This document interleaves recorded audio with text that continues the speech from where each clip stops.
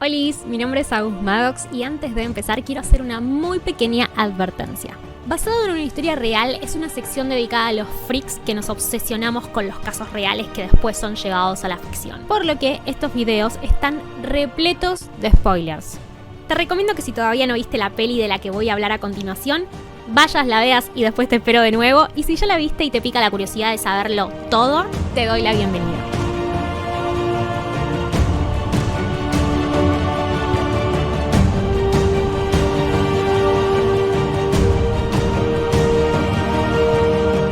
La Sociedad de la Nieve es la nueva película dirigida por Juan Antonio Bayona que retrata de una manera súper realista el milagro de los Andes. Está basada en el libro del mismo nombre del escritor uruguayo Pablo Bierzi. Cuando comencé este guión todavía no sabíamos que iba a tener 2 nominaciones al Oscar, a Mejor Película Extranjera y a Mejor Maquillaje y Peinado, pero lo intuíamos. Si naciste después de los 2000, esta historia puede que te parezca poco o nada conocida.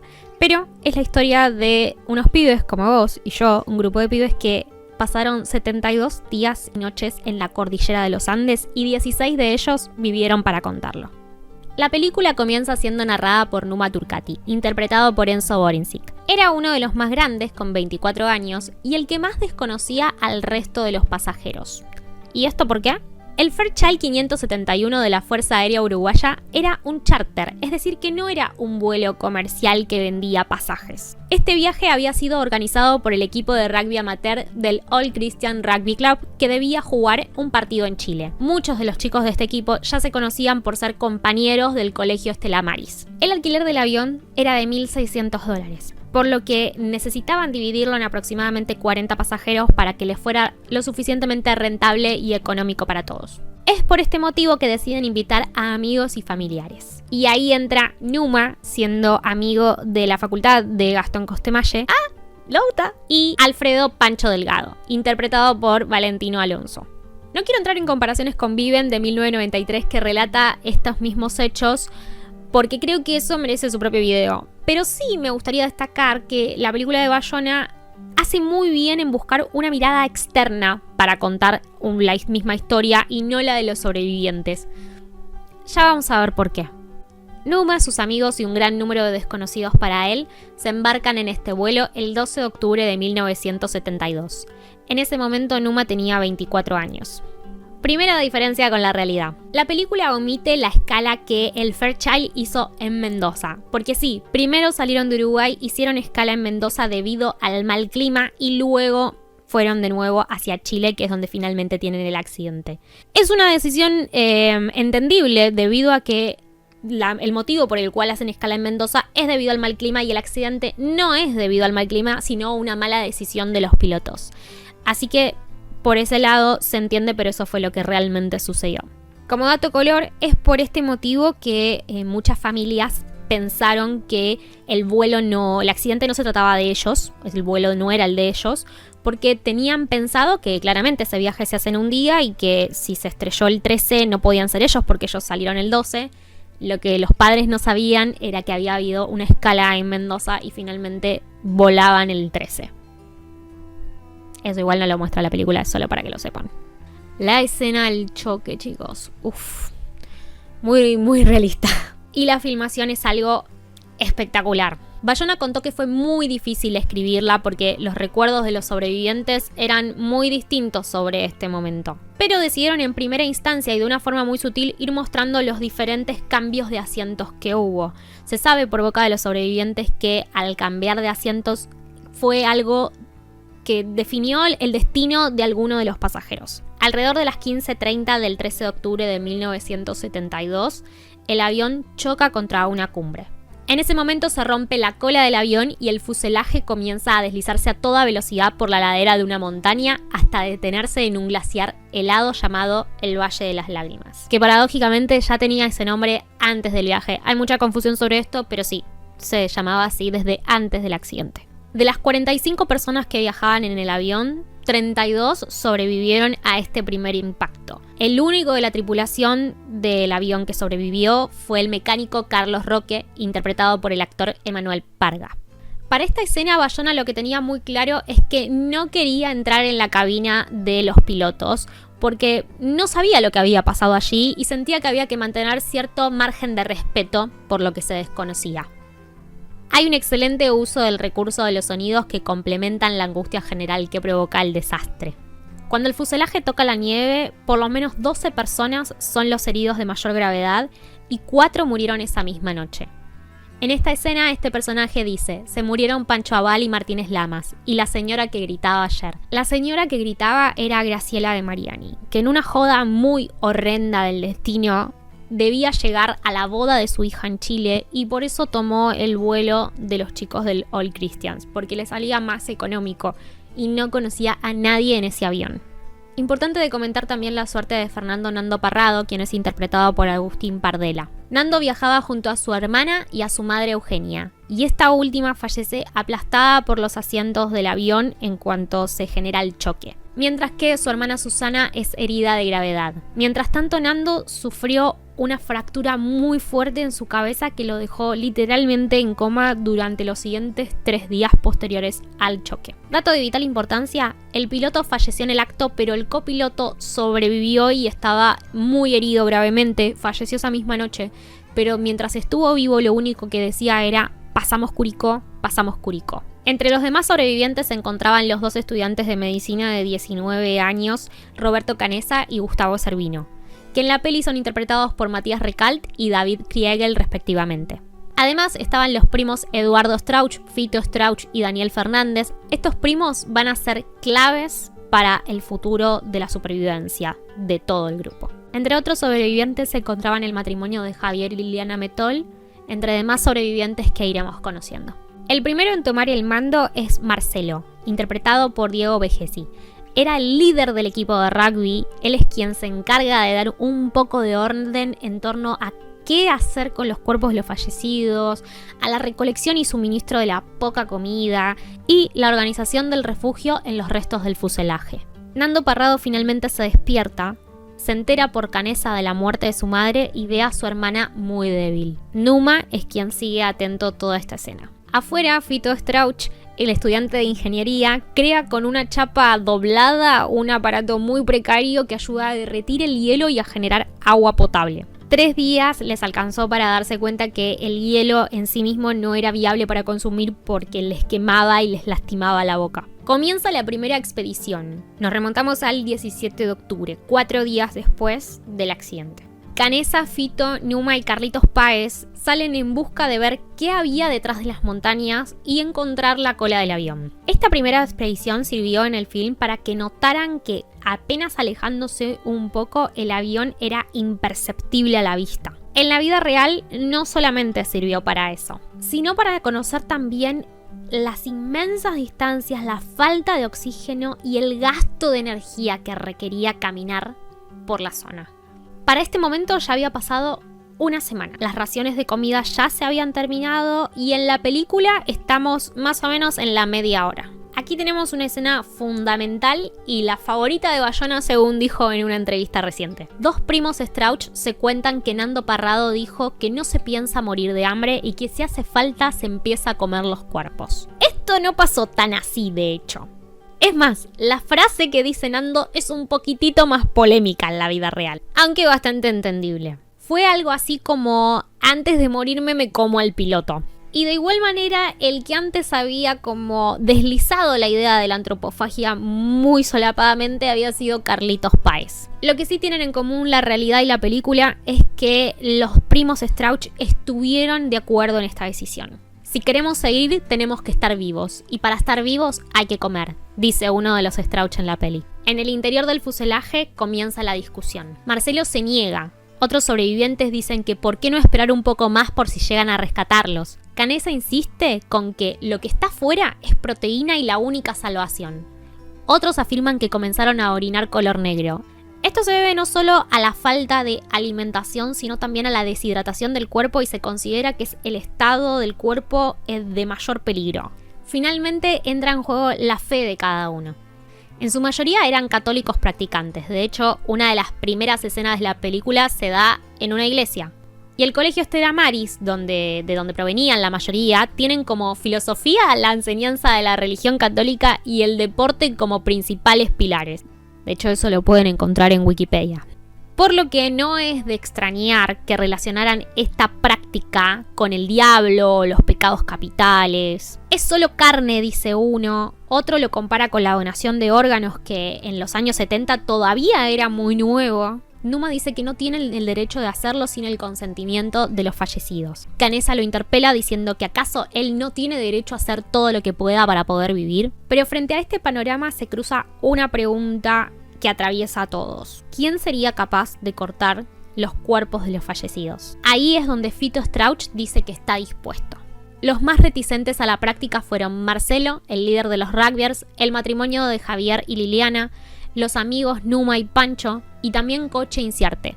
En este momento muere la hermana de Nando, Susana Parrado, y también Gustavo Nicolich comienza a escribir cartas a sus padres y a su novia Rosina. Son tan hermosas como tristes estas cartas, las pueden encontrar por internet muy fácilmente. Tomando las palabras de Numa que se dieron en esa última discusión, los Strauch, Canessa y Parrado dicen en voz alta que si algo les pasara, tienen sus consentimientos para utilizar sus cuerpos como alimento. Este hecho es muy importante porque marca el primer antecedente de este grupo en cuanto a solidaridad y unión. A partir de ese momento son los primos Strauch quienes se ocupan de la dolorosa tarea de cortar los cuerpos. Son quienes le quitan la identidad de alguna forma, por lo que cuando llega a sus compañeros ninguno sabe de quién o qué están comiendo. Ese sentido de anonimato fue el que de alguna manera le dio una calma a una situación tan límite y desesperante. Encuentran una radio. Estamos en el día 10 y Roy Harley había aprendido por un amigo de la facultad a aumentar la ganancia de la radio y así poder captar emisoras. De esta forma se enteran de la suspensión de las búsquedas de rescate y que estimaban que iban a mandar nuevamente los aviones a buscar los restos a fines de enero. Estamos en 23 de octubre. Ese mismo día emprenden una nueva expedición. Numa, Gustavo Cervino y Daniel Maspons. Según el mecánico Carlos Roque, en la cola del avión debían estar las baterías que podrían hacer funcionar la radio del avión, así que fueron en su búsqueda. Resultado de esa expedición, no dieron con la parte de atrás del avión, casi mueren congelados esa noche por no ir preparados en absoluto, y Gustavo Cervino volvió casi ciego luego de que sus córneas se lastimaran por el brillo del sol sobre la nieve. Además del aprendizaje que resultó esta expedición para ellos, Gustavo Cervino comenzó a recolectar los objetos personales de los fallecidos. ¿Cuál era el objetivo? Entregárselos a las familias de ellos cuando pudiesen volver. Tenés que comer, Numa, si no, no vas a llegar a Chile, le dice Nando Parrado. Y es en ese punto que acepta comer carne humana. Para este momento son 27 sobrevivientes, que de alguna manera aprendieron a sobrellevar las temperaturas nocturnas de 30 o 40 grados bajo cero, que se amigaron con una idea devastadora pero necesaria para sobrevivir la hambruna, que inventaron artefactos para tener agua y hasta lentes de sol. Y la realidad supera siempre a la ficción porque es en este punto donde todo se pone peor. En una escena devastadora todos están reunidos en el fuselaje teniendo una ronda de payadas. ¿Qué son las payadas? Rimas musicales improvisadas, casi una poesía gauchesca muy característica del cono sur del continente. Para esta escena, el director Bayona le pidió a los actores que interpretaran una payada improvisada que fuera acorde a la personalidad de sus personajes. Surgió en los ensayos, no estaba en el guión. De hecho, Bayona comenta en una entrevista que hasta ese momento ni siquiera sabía que era una payada. Es una escena que además funciona para relajarnos, soltar una risita en medio de todo ese desastre y para aniquilarnos emocionalmente. Es el respiro de la tranquilidad justo antes de la avalancha.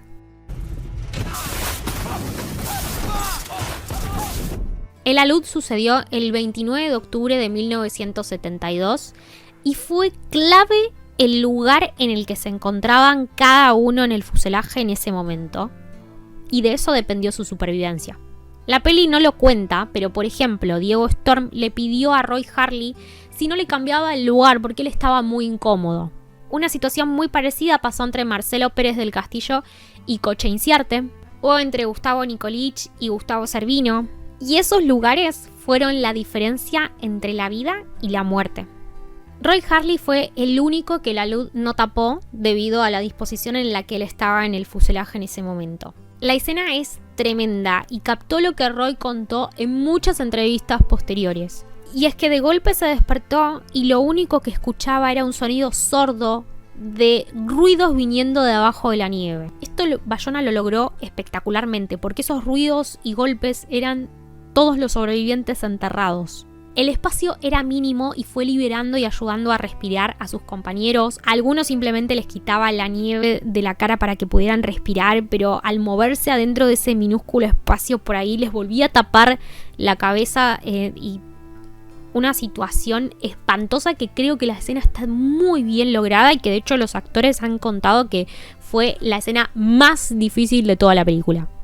De hecho, para Bayona era tan importante lograr esa sensación de claustrofobia que sabía perfectamente que no lo iba a conseguir en postproducción, que realmente tenía que filmarlo de esa manera. Por lo que entrenaron también a los actores para que en medio de ese espacio tan chiquitito que se movían, pudieran también ir limpiando los lentes a medida que actuaban, para que, porque si no, no entraba ninguna otra persona que pudiera hacerlo. O sea, ellos eran los únicos que podían hacerlo. Realmente era como una escena muy bien lograda, muy intensa y muy sofocante, diría. Bayona no pasó por alto ningún detalle. Javier gritando que no pisaran en un determinado lugar porque estaba Liliana. Concha Inciarte haciéndose pis en las manos porque de escarbar los dedos se le habían congelado. Ese nivel de realismo es el que al final nos permite vivenciar lo que este grupo de pibes tuvo que enfrentar y por qué la hazaña es tan recordada 50 años después. Afuera había una tormenta de nieve tal que precipitó otro mini alud que tapó lo poco que quedaba del fuselaje. Ese día fallecieron Diego Storm, Liliana Metol, Gustavo Coco Nicolich, Carlos Roque, Daniel Maspons, Juan Carlos Menéndez, Enrique Platero y Marcelo, el capitán del equipo. La película decide hacer una mención y despedida especial al personaje de Marcelo, con una frase que durante estos años los sobrevivientes han repetido de formas similares. Porque morirse era una posibilidad que ya no abrumaba tanto, porque hacerlo, como dice la peli, es dejar de sentir, y dejar de sentir es un alivio. Estaban atrapados en un espacio muy reducido en el que no podían incorporarse y en el que debían permanecer amontonados los 19 supervivientes. Afuera había un temporal que les impedía salir y al que casi no podían acceder. Pero pasaron 2 días, no podían salir y tenían que comer. Los Strauch hasta ese momento habían conseguido que la carne sea solo carne. Carne sin nombre y sin rostro. Fue una situación horrible y de supervivencia extrema. Ante la desesperación de querer salir, que es real, se da una explicación simbólica, pero que no existió de esa manera como tal. Numa se lastima un pie al intentar romper una ventana para salir, que finalmente logra romper. De esto no hay un relato cierto. De hecho, es una licencia creativa que se tomó Bayona para explicar lo de la herida de Numa, pero también poder continuar con la historia de una manera bastante orgánica. Mientras estuvieron enterrados el 30 de octubre, Numa Turcati cumplió 25 años. Y un día después cumplió Carlitos Páez 19 años. Y el 1 de noviembre, Pancho Delgado cumplió 25 años también. 4 días pasaron antes de que el temporal hubiese finalizado y ellos pudieron salir para poder desenterrar lo que había quedado del fuselaje. Todos perdieron a alguien importante en el alud. Y contrariamente a lo que se pensaría, esto ayudó a unirlos más y meterles la idea en la cabeza de que iban a salir de ese lugar. Algo siempre se dijo sobre esto, sobre todo en la prensa amarillista, que es ¿por qué no salieron antes? ¿Por qué esperar tantos días para salir de ese lugar? Las decisiones apresuradas nunca los habían ayudado, pero sabían que a partir del 12 de noviembre comenzaba el deshielo. Las temperaturas iban a acompañar un poco más, las horas de luz iban a ser también mayores y también sabían que tenían que prepararse. Para el día 34 pudieron desenterrar lo que quedaba del fuselaje, pero al mismo tiempo la salud de Arturo Nogueira y la de Enrique el Vasco Echevarren se deterioraba. Arturo se había roto las 2 piernas y había estado postrado desde el momento 1 del accidente. Había llegado a un punto en que su espalda estaba llena de escaras y sus heridas se habían infectado. De esta forma falleció el 15 de noviembre a los 21 años. Le llegó a escribir una carta muy hermosa a su novia que también se puede encontrar por internet. Pocos días después, el 18 de noviembre, fallece a los 22 años el Vasco Echevarren. Gustavo Cervino guardó todas sus pertenencias para entregarlas a sus familiares. Al día 36 salieron hacia el este, donde está Argentina. En la expedición iban Nando Parrado, Roberto Canessa, Numa y Vicentín. Pero Numa vuelve después de descubrir que la herida de su pie está infectada. Esto no fue del todo así. Lo cierto es que en realidad todos tienen que volver debido al mal clima, y cuando salen a esta expedición finalmente 2 días después, salen sin Numa debido a lo de su pie, algo que lo puso realmente muy mal. En esa expedición no solamente encontraron la cola del avión, sino también valijas con ropa, ron, chocolates, cigarrillos. Yo sé que hay varios que se preguntan cómo es que en la película hay cigarrillos de forma constante y permanente. Esto es 100% real. Javier Metol, que era el primo de Pancho Aval, uno de los chicos que fallece la primera noche, trabajaba en una tabacalera de la familia de Aval, y en ese momento en Chile había una escasez de cigarrillos por cuestiones políticas, entonces Javier Metol los llevaba para vender. Así que sí, tenían una cantidad monumental de cigarrillos que les alcanzó para fumar los 72 días, e inclusive aquellos que no fumaban también comenzaron a hacerlo. En fin, seguimos. En la cola del avión estaban las baterías que dijo el mecánico Carlos Roque, pero cada una pesaba 24 kilos, por lo que era imposible llevarlas hasta el fuselaje. Canessa pensó que Roy Harley, como había hecho funcionar la radio, podía llegar a hacer funcionar la radio del avión, así que decidieron que Roy los acompañara la siguiente vez. Lo cierto es que Roy no se creía capaz de eso, tenía pocos meses de ingeniería, si no me equivoco, de su carrera, así que era como que fue realmente por el equipo, pero no porque sintiera que podía hacer la diferencia ahí. Finalmente la radio no funcionó, pero no por la falta de habilidades de Roy, sino porque ellos no lo sabían, y esto en la peli no lo dicen, pero me parece interesante. Para que esa radio funcionara, las baterías tenían que ser por lo menos de más de 100 voltios, y esas baterías no lo eran. Durante la travesía en la que encuentran la cola del avión, la noche que pasan ahí, otra noche más a la intemperie, donde casi se mueren, más esta nueva expedición, todo demoró unos cuantos días y fueron muchas cosas las que pasaron en esta travesía. Pero de nuevo, es una cuestión de metraje. Y no es que nos hace creer que pasó en menos tiempo, es simplemente que narra lo estrictamente necesario para el desarrollo de la trama. De hecho, escuché una entrevista hace poquito de Agustín Pardela en la que cuenta que hay una escena en ese momento que grabaron, que filmaron, en la que Roy se cae en la nieve. Esto es algo que sucedió, que está en los libros que hicieron distintos sobrevivientes. Y Nando Parrado lo levanta a fuerza de insultos, de arengarlo para que siga porque la quedaba ahí. Y eso en la película no está, pero fue filmado, así que sería muy interesante ver un corte del director para ver estas escenas extras. Numa desarrolla unas escaras tremendas al pasar tanto tiempo acostado, y su deterioro es muy visible. Y si antes comía a regañadientes la carne, ahora ni siquiera quiere comer bocado. Su amigo Pancho Delgado es quien lo cuida en todo este proceso. No te rindas, le pide su amigo, y Numa responde: no me estoy rindiendo, me estoy muriendo. Esto sucedió así. De hecho, es algo que hasta pasado medio siglo Pancho recuerda con mucha tristeza. Hay una entrevista muy interesante a Valentino Alonso, que quien lo interpreta, lo personifica a Pancho, que cuenta que realmente es de los más afectados hasta el día de hoy cuando habla de Numa. De hecho, hasta cuando lo menciona se refiere a él como su mejor amigo. Pasaron 50 años. Es muy interesante, es muy emotivo, es muy hermoso lo que cuenta. Les voy a dejar la entrevista en la cajita de descripción. Regresan de la expedición fallida de hacer funcionar la radio, pero vuelven con algo que les va a servir a futuro. Vicentín descubrió que las tuberías de la calefacción del avión estaban recubiertas por un material aislante, por una tela, y sacó toda esa tela y se la llevó al fuselaje. Esto no lo muestran así tal cual en la película, pero es algo que lo dan a entender de alguna manera, y es lo que sucedió en realidad. Cuando vuelven de estos días de expedición, los ánimos eran devastadores. Canessa, Nando, Harley y Vicentín habían estado afuera 8 días. Y al regreso todo lo que era tabú en algún momento ya no lo era. Cuando llegan, y esto está en los libros, habían huesos, cráneos por todos lados, había mucha decepción.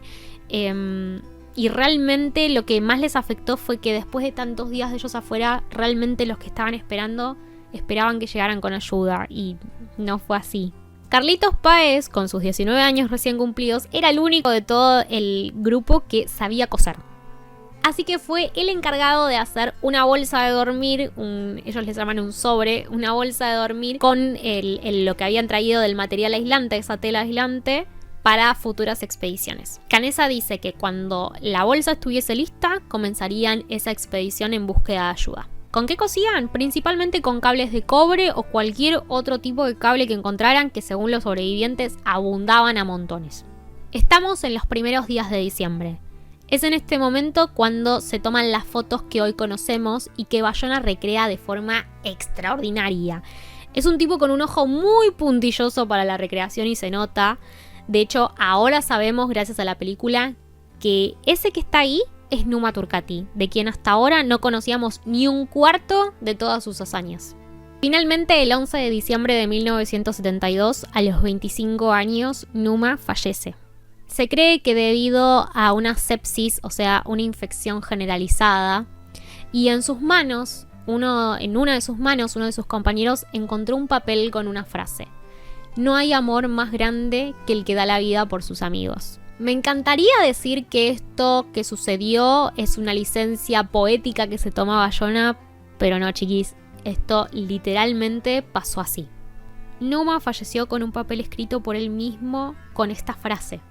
Y creo que de alguna manera simboliza toda su persona en 15 palabras. Para poner un poco de contexto y entender lo que la fe y el catolicismo significaba para muchos de ellos, como por ejemplo a Numa, esta frase está sacada de la lectura de los Santos Evangelios de Juan 15:13. La muerte de Numa fue el puntapié para que finalmente salieran hacia la última expedición. Fue el impulso final para salir y encontrar la ayuda o morir en el intento. Antes de irse, Nando Parrado le dice a Carlitos Páez que les da permiso de utilizar los cuerpos de su mamá y de su hermana mientras ellos no estén. Tremendo. Acá también sucedió lo de los zapatitos, que si no vieron Viven, creo que no van a saber de qué estoy hablando. Pero se los voy a contar en otro video. Esto fue real, lo que sucedió en Viven sucedió de verdad. Con Carlitos y en ese momento, pero me pareció muy acertado de parte de Bayona omitirlo. ¿Por qué? Porque fue un recurso utilizado en esta otra película para darle un mayor protagonismo a Nando. Y acá no hay protagonistas. Acá los protagonistas son todos. Igual ya se los voy a explicar mejor en otro video. Canessa, Nando y Vicentín salen el 12 de diciembre a esta travesía con alimento suficiente y la bolsa de dormir que habían fabricado. Les toma 2 noches llegar a la cima, y al hacerlo, Dios, no hacen falta palabras. Cualquiera diría que frente a este panorama te pondrías a gritar desesperadamente, pero no, la inmensidad de una infinidad de montañas lo dicen todo. Están atrapados, no había colinas verdes a la vista, ríos o nada que indicara una salida, solo más y más montañas nevadas. Un detalle técnico hermoso es que si bien la película se filmó en 3 sets distintos sobre Sierra Nevada en España, sí todo lo que se refiere a paisajes y mismo cuando están los personajes, todo lo que se ve detrás, todo eso sí es real. Esa es la cordillera de los Andes y eso fue filmado por Bayona en el lugar donde ocurrieron los hechos.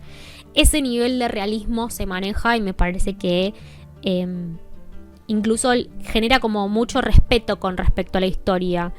Esto también lo estoy pensando en Viven, perdón. Ya dije que vamos a hablar de eso en otro video. Volvemos a los chicos observando las montañas. Nando dice que no va a volver, que planea ir hacia 2 montañas donde en medio no ve nieve, y está seguro que ahí está Chile. Canessa le dice: me estás pidiendo que muera contigo. Y Nando le responde: te estoy pidiendo que me acompañes. Yo quiero recordarles que Fernando Parrado y Roberto Canessa tenían 23 y 19 años respectivamente. Demencial. Y también una prueba de que el instinto de supervivencia humano se activa en cualquier persona. Para que la comida les rinda más, deciden que Vicentín vuelva al fuselaje y Roberto Canessa y Fernando Parrado son los que finalmente salen a esta expedición sin regreso. Tardaron entre 6 y 7 días en terminar de bajar la montaña y encontrar un río. Pero aquí también comienza la simplificación del final por parte de la película. Los hechos reales pasaron así. Canessa y Parrado encontraron el río un día junto con la lagartija, que eso es algo real que sucede en la película y sucedió en la vida. Al siguiente día encontraron ganado y recién al 9º día es donde tienen ese encuentro con Sergio Catalán, el arriero. Por el ruido del río que los separaba, no se podían comunicar bien. Entonces, lo único que atinaron a escuchar los chicos fue la palabra mañana, por lo que esperaron toda la noche ahí a que el arriero volviera. Tampoco se muestra en la peli que el arriero cabalgó 10 horas para poder encontrar ayuda. Mientras tanto, en los Andes están escuchando la radio y se escucha el Ave María como un guiño a la fe de la mayoría de los chicos. Y finalmente se ve interrumpida la programación para contar que encontraron a Fernando y a Roberto. Esto sucedió así tal cual, ellos se enteran por la radio de que sus amigos finalmente encontraron ayuda y automáticamente se empiezan a preparar y a peinar con lo que tienen. Así tal cual funciona en la película, fue en la vida real. Hay 2 escenas cortitas y muy tristes que suceden en la película. Una es de cuando uno de los supervivientes le pregunta a otro, ¿qué hacemos con esto? Y muestran un sector donde está lleno de huesos. Y otra es de cuando Canessa entierra una bolsita de tela donde guardaba carne para el viaje, dándole sepultura y cerrando así un capítulo sumamente doloroso. El rescate merece un capítulo aparte porque fue extremadamente peligroso. Al principio no le creían a Parrado dónde era que estaban los sobrevivientes. O sea, lo tomaban como, no, pibe, te estás confundiendo. No fue así. Y realmente lo que él decía era acertado, la ubicación. Después por el clima casi se caen los 2 helicópteros. O sea, una ironía espantosa. O sea, el Parrado no quería subirse a ese helicóptero, se subió porque... es como, bueno, vamos, tenemos que encontrarlos y eso fue lo que lo impulsó, pero él tenía pánico y miedo de en serio casi se caen los helicópteros, a ese nivel de dramatismo fue todo. Se muestra la llegada de la prensa donde estaban Canessa y Parrado, pero por suerte se omiten las horribles preguntas que le hicieron. La falta de sensibilidad fue algo que Bayona decidió dejar afuera, algo que no estaba dentro de el panorama que él quería retratar. Entonces me pareció fabuloso. No le dieron protagonismo a la chusma, básicamente. Un detalle muy lindo es que el verdadero Carlitos Páez interpreta a su propio padre al relatar la lista de sobrevivientes. Y es algo que se recreó tal cual. Hay una entrevista de Carlitos Páez en una radio argentina en la que cuenta que no solo le tiñó el pelo, sino que le quería hacer decir las cosas tal cual y que sucedieran así tal cual. Y que se peleó con Carlitos porque Carlitos es como muy extrovertido y Bayona era como muy así, entonces lo contaba a tono humorístico, pero haciendo mucho hincapié en el ojo crítico y al detalle esto de querer recrear que tiene Juan Antonio Bayona. La peli tampoco lo cuenta, pero descender hasta donde estaban los sobrevivientes fue una situación de alto riesgo y el rescate duró 2 días. Contrariamente a lo que muestra la peli, hubo unos cuantos sobrevivientes que debieron pasar una noche más en el fuselaje acompañados por andinistas y enfermeros y médicos. Los primeros rescatados fueron Daniel Fernández, Álvaro Mangino, Carlitos Páez, Pedro Algorta, Coche Inciarte, Eduardo Strauch, junto a Nando y a Canessa. Y quedaron 8 en el fuselaje. Alfredo Delgado, Ramón Sabela, Bobby François, Vicentín, Javier Metol, Gustavo Servino, Roy Harley y Fito Strauch. Esa noche los chicos comieron por primera vez hasta hartarse en 72 días. Los supervivientes invitaron a los rescatistas adentro del fuselaje, pero no eran conscientes de que había un olor muy fuerte.